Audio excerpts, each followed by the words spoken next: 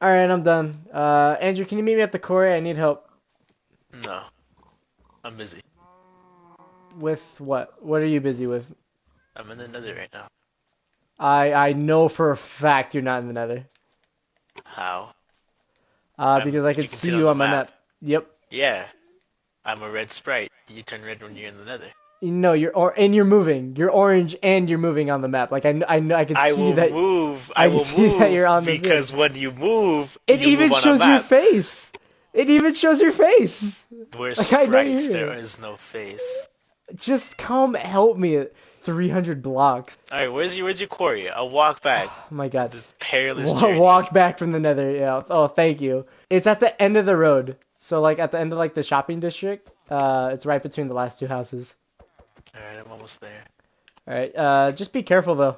All right, I I've don't. seen many villagers go down and not the Well, best the way. villagers have like some scratched AI, so I think I'll do just fine. Yeah, that's true. We lost like half of the pup. This is why I told you to be careful. Did you even look? Start the episode. Welcome back to Mid Afternoon with Michael and Andrew. Or the Eastside MAMAs.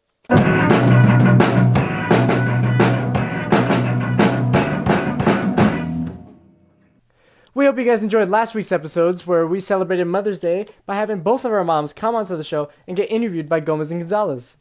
And then we interviewed Sarah Alcalainda, who was our newest band member, and we asked her what it was like to be part of the Mamas crew now. And speaking of band members, I hope you guys all love the new intro and outro as much as we do. And it'll be their new intro going forward.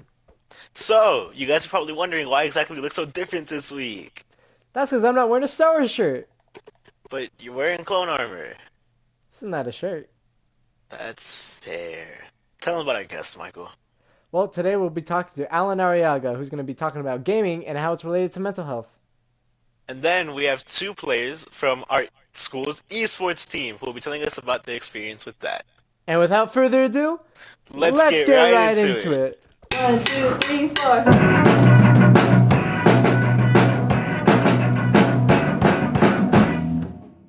So, for our first interview today, we are going to be talking to Alan Arriaga.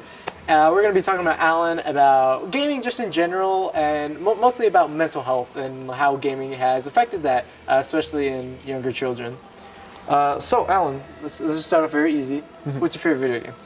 Well, my favorite video game at the moment is Elden Ring, just because I simply enjoy it. There's so much to do on it, so much to play, so much to actually conquer in that game. I agree. Andrew, what about you? What's your favorite video game like right now? Ever since I finished them, I'd say it's a tie between Red Dead 2 and Persona 5, which is actually the song from our intro, because they're tied because they're both drastically different games from each other, and I can't really pick one over the other. They're two completely different genres. Yeah, What about you, man? I would say, I guess I'm also kind of stuck, but I would say it's between Battlefront 2 and Minecraft. I mean, Minecraft's an obvious. Don't look at me like that. What? I'm not saying it's a bad thing. Yeah, I It's know. a good game. It's a great game. It's just very simple and casual, whatever. Something you could vibe to with your friends. Yeah, Yeah, get that. I get that. But Battlefront 2, no matter how much time has passed, I can always come back to it and just feel right at home. I'm so comfortable in that game, and high leveled. I like lightsabers, so that's a good thing. We also failed to mention Alan here is going to be playing through. Well, I should not even say playing. He's going to be trying to speed run Dark Souls 3 while we do this interview. So he's under a little bit of stress while answering these questions. So keep that in mind. Just a little bit. Good luck, Alan. Thanks, man. I appreciate that. All right, Alan, as you're running up to Gundyr, question number 2. Why do you think you play video games? Is it for stress relief, competition, creativity, or anything of the sort? What's your motivation? I think my motivation for playing a game, at first it was just like something just because I wanted to do, and because I found it cool. But eventually it turned to like a stress release, especially with schoolwork, like in school just getting harder and harder as the years go by. So like I generally think now it's more of a stress relief, something that I could just enjoy with my friends and I could just hang out with them as well. Yeah, I agree. Stress relief, I think, is a big thing for a lot of people. Is the reason they turn to gaming. I mean, there's a bunch of other stuff too, but I remember that being like my number one reason when I first started playing games. So for your third question, how do you feel about video games, or more importantly, violent video games are portrayed by the media? Because they say like violent video games make violent people, for example. Well, that depends on who those violent people are. There could be plenty who genuinely believe like, oh, violence is okay, but even then, they probably were already surrounded by violence. Mm-hmm. So if there's people who like just started playing a violent game, like at the age of 10, for example, maybe they'll portray violence as a more of an answer compared to someone who is already taught that violence is already bad. So the media portrays it as it causes violent people, but it depends on like how they are raised in general. Mm-hmm. So like it's like more environmental, and like you can say like kids who are already going to be prone to violence would turn to violent video games as well, but not necessarily all violent video games are going to cause children to become violent, because it depends more heavily on their environment than the actual media that they're indulging themselves in. Of course, well, like you play a game for like a couple hours, and it'll only be violent only if you're doing it consistently and every day. You practically live in a game. Mm-hmm. That's the only thing I could think about that would really make a hostile environment just make video games even more violent than they're supposed to. Yeah. But do you think that playing video games helps mental health? Yes, I do. Okay. Mainly, if you in the long run, doing something in general always helps a person out, especially mentally. Mainly because you feel like you're a part of something. Gaming as a general, when you're doing something and you see that, oh, you're improving constantly, that's like one of the biggest ways you could see you're improving. Mm-hmm. If you're doing just a simple math question, you don't know if you're improving, you don't even know if you got the answer right unless you ask someone else. But through seeing that how your skill has improved, like from when you first started to where you are now, you could just see it as a major morale booster, and that will also encourage people to just do better in general. Yeah, I agree with that. That's great. Gaming is an escape for most people. It's definitely really helpful. I'd say it's one of the most common forms of stress relief too. Oh yeah, and I mean it's so common because gaming is such an accessible medium. It's Right. fun for like all ages, like Different you have types of games, genres. right. It's so wide. It's like you can have like whatever, like Mario Party or Mario Kart for like the kids, Tetris, and then you have more. You can say more mature games that are meant for older audiences, obviously. Like Dark Souls 3. Like Dark Souls 3. Which promotes stress, and it seems like less of a stress reliever, but that in and of itself is it's enjoyable for Yeah, people. it's a weird relationship between like your release being a game that causes you so much stress. Exactly. I mean, when you experience like all that stress, then eventually you're just like, oh, dude, it feels so much better that I just got through that. Mm-hmm. So you could literally feel like the effects just calming a person down. Mainly The relief. The relief. Yeah. Exactly. Ouch. It's a satisfying feeling. So all this talk about like gaming, the community, all these different games. What's your favorite thing about gaming as a community? What part of the fan base really stands out or is like interesting to you? I think the thing that interests me the most currently is just speedrunning.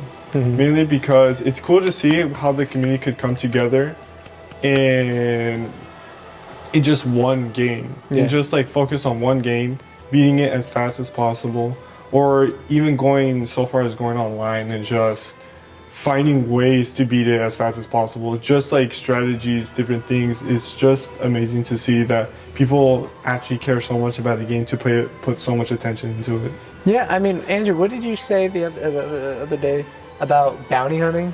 Yeah, so when it comes to speedrunning, there are certain moments like here, say Alan was just fighting a boss. Say they wanted to find a way to just completely skip the boss to make their times faster. They would put a bounty on, say, the Gundyr skip. That boss was named Gundyr. They would call it the Gundyr skip, and they would place a literal monetary bounty on it for 500, 1,000. Depending on how big, how important it is, it has a value now. And that would just unite everyone around, and everyone would have the common shared goal of, even if sometimes the motivation is purely the money, but other times the motivation is just helping the community. So Yeah. like that, it brings them together. They try to find the answer to the problem, how to find the gun gear skip or anything of the matter when it comes to speedrunning. Yeah, It's really cool. And it's so accessible because it's like every game that's ever been made, people have tried to speedrun it. Like the SpongeBob games, like Battle for Bikini Bottom, like that has like some of the most insane skips and like glitches and speedrunning tactics that I've ever seen in any video game. It is insane. Yeah. It is really cool. Y'all should watch a video on that. Yeah, it really is such an interesting and again accessible topic. That community is so open and nice, and they're always open for like more input. They want you to join, and they want you to feel a part of that community, and. You just don't see that everywhere in the gaming community. There are some really bad parts, but I think speedrunning is a pretty wholesome part of the community. Yeah, me too. All right. Well, that's all our questions. So that seems to conclude the interview. Right. Unfortunately, Alan didn't make it to Vort this time. It's all good. Yeah. I already did it before, so it's not that Yeah, big the of a cameras deal. just weren't on. Yeah. Oh, yeah. The cameras weren't on. He just beat the game. Yeah. It was While crazy. he was warming up 20 minutes, he did it all 17 bosses. Hey, Yeah. the perks of bounty hunting for years to come. Yeah, it's my fault, honestly. I didn't put in the SD card, so you'll never know. You'll honestly never know. It just happens. It just happened to be like that. It is what it is. It is what it is. All right, that's it for this interview. Next up, we're going to be talking to Esports about I don't know, how they see gaming. We'll get to them in 1 second. All right. I was like, I don't know how else to transition that. 1, 2, 3, 4.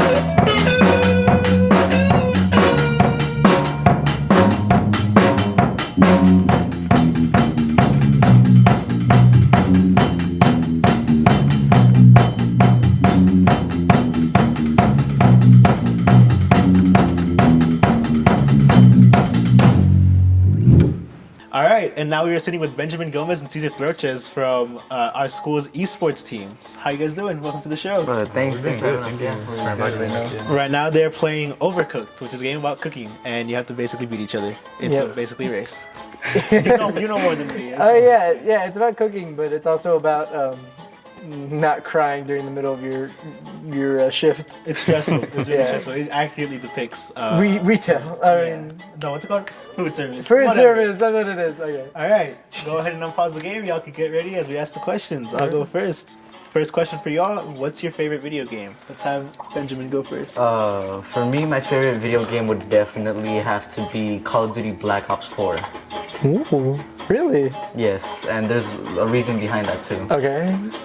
So the reason would have to be is that before I had a friend, and what ended up happening was that he passed away due to something that happened before in the past.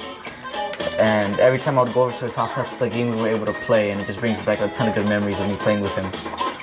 That's great. That's a sweet memory. That is. What about you, Cesar? Let me see. My favorite game. Come on, Benjamin. Hurry up. Yo, bro, it's on fire. Burnt it. Chill out. Alright, so my favorite video games are, I guess, Splatoon 2, Apex Legends, let's see, VR Chat. VR chat is amazing. VR Chat is very fun because if you're ever like stressful in real life, VR Chat is a good place to go to when you're like, you want to escape the real world. Yeah. And I sometimes do that because, you know, it makes me feel better. It makes me feel more at ease. Yeah. Right. I get that. In VR Chat, you can also like interact with a bunch of random people, right? And that's comedy, and that's also you can just meet new people who are actually like really cool. Oh yeah, I think that's the biggest appeal. Well, let's see, because you can find some really interesting people in your chat. All right. So Let's for our see. second question, Yeah. what's esports practice like? Esports practice, it could be stressful at times depending on exactly what we're getting ready for. Like, let's say we're getting ready for a tournament or something like that, then it tends to get very stressful considering the fact that we have to prepare and we have to try our best to not end up losing the match to get the championships. So okay, so like you're saying you're practicing for like Rocket League. Yeah. Are you doing versus matches against each other, or are you playing against like bots or like a season bracket before the actual tournament? Most of the time, it all depends on what it is. Sometimes we'll play against each other to decide teams. Sometimes we'll play against each other, you know, just as normal practice. Yeah. Or we could all, whoever the team is, will get in a group of the game, and from there we'll end up just playing regular games from there. Not really sure to explain it as much, but we just team up and we go against randoms as a warm up. All right. Nice. Anything to add, Cesar?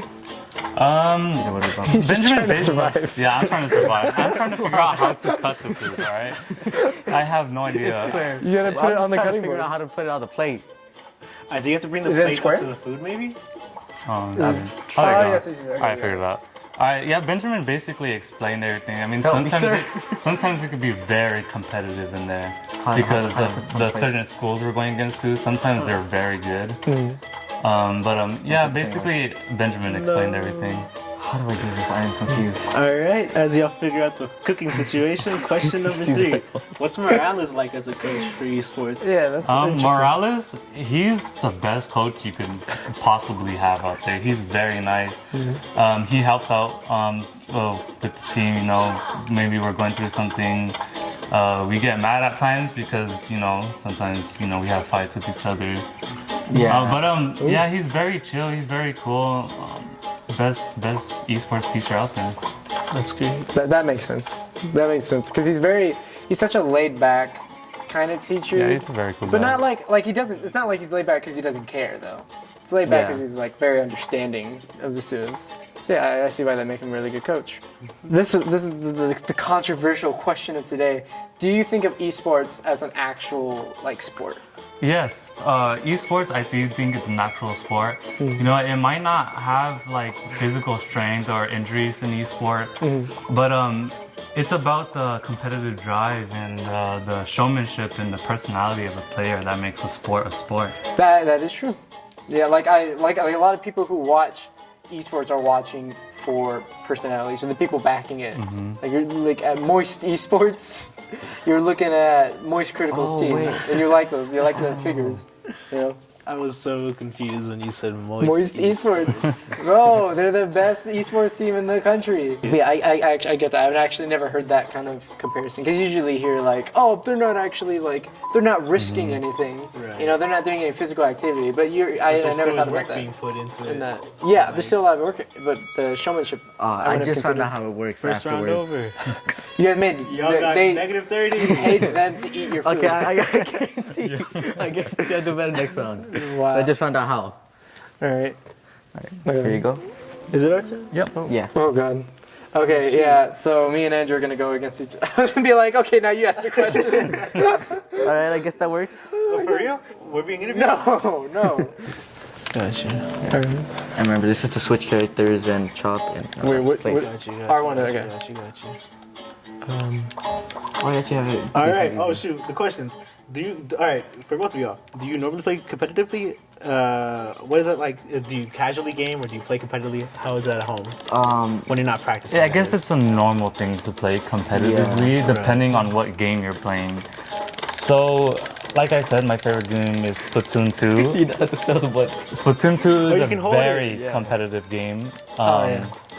You know, going against the other team, 5v5, trying to win each other's territory, it's a very competitive game. Like a normal play would be like Forza, any type of game like that that's just chill. So, it depends at times. And what about you, Ben? Most of the time, mainly depends on the games I play. Most of the time, I do play competitively, mainly just for the fact that I play God of War, Overwatch, things like that. Right. But when I just want to, play casual games and stuff like that, I go to Mario Kart because my little sisters, I have 2 of them, they love playing that game, so I let them win at times, and right there, I'm more relaxed than anything when I'm playing. Yeah, I mean, I figured that might have been the case because I feel like if you do already or like playing like that at home, it'd be Yeah. more fun to be able to do that just at school as like competitively. Because I don't know any people who are like they go to like play like Fortnite or Call of Duty competitions God. and then are going home and playing like Minecraft or Stardew Valley. Yeah. That's true. That's true. But yeah, I mean that's fun. That's fun that you guys do Whatever that. you find fun in gaming is what you find fun in gaming. Yeah, it's all, Yeah. really all that matters. Yeah, for sure. That's true. All right, Michael, you got next question. All right. I hope your food burns as you ask it. Yeah, I'm smoking you right I just now. realized Look, you I guys did got- $46. I just realized you guys got burgers, like the easiest thing to make. What Seriously. are you eating? We got soup, like We got I feel like you're not putting enough credit on it. I don't. Where are the plates though? service is hard. I ran out of plates. Oh, you have to wash the plates. What? I don't have any. There's nothing to wash. Right Okay. there in the corner, you see where yeah, there's like a maybe. dirty bowl that looks like spaghetti? Oh! You have to wash those. Okay. How do you feel about the negative stigmas and stereotypes that are associated with like esports athletes? So most of the time, it always depends on what game they're playing and how the players react to whatever scenario they're in. Most cases, you know, it could be somebody that's or just not having a good day Yeah. or just mad about something that happened in their life, you know. Right. And when they go to play video games, they start blaming it on other people because they really have nothing else they could do. Yeah. I mean, yeah, that's fair. Yeah. Because you see it all the time. Like people, a lot Yeah. of people don't respect esports not only just because they don't consider it a real sport, but like a lot of players, well, seemingly a lot of players, and like the perception of like the people all see like these gamer rages Yeah. or whatever, and they Yeah, go that's the main viral. thing people see when they think of gamers. Like, you know, there's a lot of YouTubers, Twitch streamers, things like that have gotten popular from their rages and things like that. Oh, yeah. When it all depends on the game, like I said, you know. When you really get more into it, you'll end up finding out that it's not always like that, and people just presume it to be like that without knowing. Like I never playing like a game and Yeah. understanding that kind of stuff. Yeah, they get a lot of flack, kind of like people watch anime get a lot of flack, like or like weeaboos for like being nasty or whatnot. Yeah. But like Yeah. they always apply like a negative stereotype of things that they've never experienced. Yeah. Me. Don't say anything if you haven't tried it. You should try it for first Exactly. time. Yeah, I think ultimately there's a game for every single person to enjoy. Right. And if you think you don't like games, I just don't think you've played enough. Yeah. Yeah, most I'm- definitely. You're not Specifically cultured. talking to you, Gonzalez. Talking. Oh yeah. Mad a waste garbage. of time. Yeah. A waste of time. But Man. all right, I think that's it for today's interview. I think that's all the questions. Is there anything else you guys want to talk about while you're here? You know, talk about esports or any games that you guys are interested in. I just want to say to all the Eastside students, join Esports next year if you can. It's a very fun place. You know, you meet cool people. You can even make new friends. Yeah. And it's very fun. It's very fun. And Morales is also a fantastic teacher, Yeah, so any chance to best have teacher him, ever. yeah, Yeah. any chance to have him would be an opportunity. Yeah, it would so- be. Can we go home? Yeah, most definitely. If you can try to join esports, or at least for a little while, if you don't like it, you know, you can always leave. It's not a requirement to stay there. You know, just see how you like it, and just test it out. Pretty much, just test the water before anything. And Well, I won. What? I won by 2 points. How? I was like, I got $24 in tips. But I only What? failed one order. Oh my god, because you were just looking at the new orders that were coming in, huh? was I? I think so. Oh my, whatever. You were looking at the order. I was orders. smoking them. That's whatever. I don't care. Hey, I win. Whatever. All right. That's it for this today's interview, and Thank you for coming on, and thank Yeah. everyone for Yeah, watching. we really We'll see appreciate you it. in Thank our you. thanks outro. for inviting. yeah. What's gonna happen? Oh yeah, they're about to play us out. Right. Let's go listen to some Brand new music. band. Yeah, new band. Well, I hope you guys enjoyed the gaming episode of the Eastside Mamas. As always, this was a super fun shoot, and I think it brought a really interesting dynamic to our interviews. We usually don't do something like this where they're preoccupied with playing while we're interviewing them and asking them questions, but I thought it made it a lot more interesting. And as you can see, our guests weren't the only ones playing games. We here built the set from scratch, because we got to adapt to our new world that we're living in, and, we got a job to do. We can't just stop filming. As always, we would like to thank everyone who came on to help us film this episode this week. especially our musical talent. We have finally gotten our full band together, including our drummer. And as you can see, what they put on together this week was actually really amazing. It blew Michael and I away. So thank you guys so much for that. Thank you to our guests, and we hope you guys enjoyed this week's episode. Because let's have Michael explain it. Yeah, we're actually reaching the climax of Eastside MAMAs. Next week will be the release of the finale, the very last episode of Eastside MAMAs that we probably ever filmed, because as you know, me, Andrew, and the rest of the cast are all moving on to college. So while it's been fun and the ride's not over quite yet, we just wanted to say thanks to everybody who stuck around to watch. I really appreciate that. And as always, have a great day, Eastside. See ya. Bye. 1, 2, 3, 4.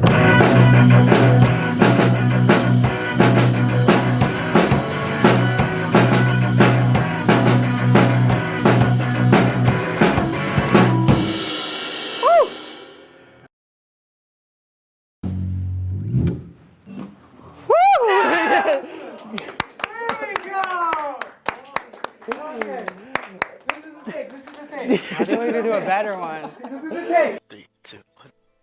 So, by now you guys have probably noticed why exactly we look so different this week. Michael, tell them what it is. What? Alright, yeah. I want to add that last part. 3, 2, 1. Stop giggling. Okay, I'm sorry. I'm good. I'm good. 3, 2, 1.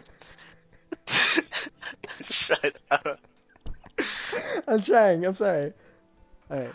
3, 2, 1. So, by now you guys have probably noticed that. Oh my god. I'm sorry. Okay. I'm good. 3, 2, 1. So, by now you guys have most likely noticed why exactly we look so different this week. I'm not wearing a summer shirt. Oh god! Why? I don't know why it's so funny. Okay.